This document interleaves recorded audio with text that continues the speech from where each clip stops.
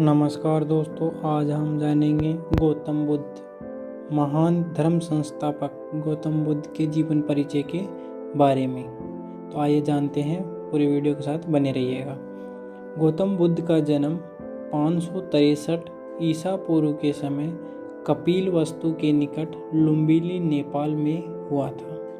लुम्बिनी नेपाल कपिलवस्तु की महारानी महामाया देवी के अपने देवदह जाते हुए रास्ते में प्रसव पीड़ा हुई, जिसमें एक बालक का जन्म हुआ था। गौतम गोत्र में जन्म लेने के कारण वे गौतम बुद्ध कहलाए। इनके पिता शुद्धोधन एक राजा थे।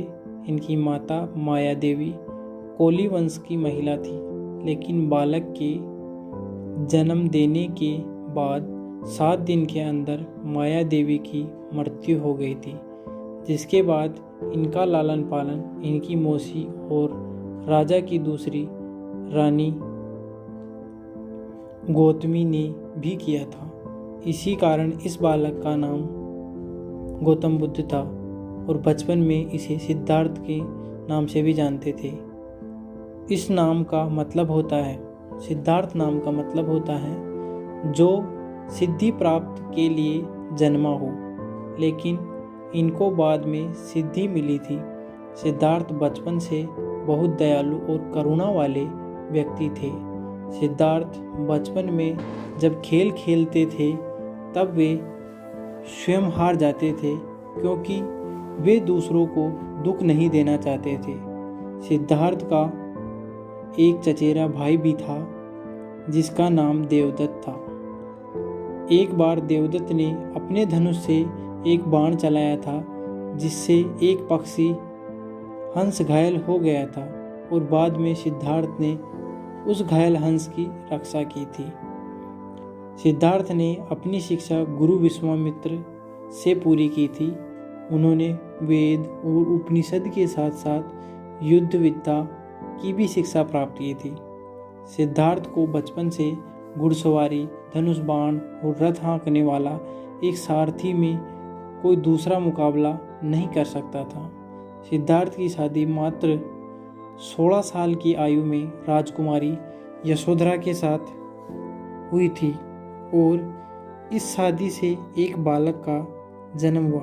इन दोनों की शादी से एक बालक का जन्म हुआ जिसका नाम राहुल रखा था। लेकिन उनका मन घर और मोह माया की दुनिया में नहीं लग रहा था। किनका? गौतम बुद्ध का। वे घर परिवार को त्याग कर जंगल में चले गए। पिता और राजा शुद्धोधन ने सिद्धार्थ के लिए भोग विलास का भरपूर इंतजाम भी किया था।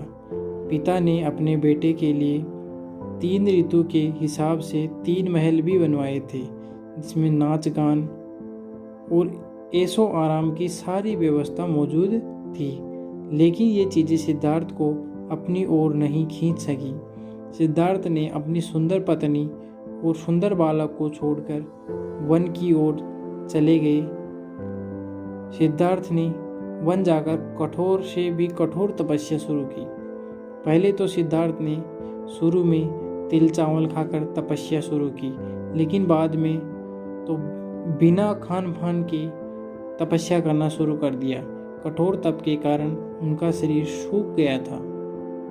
तप करते करते 6 साल हो गए।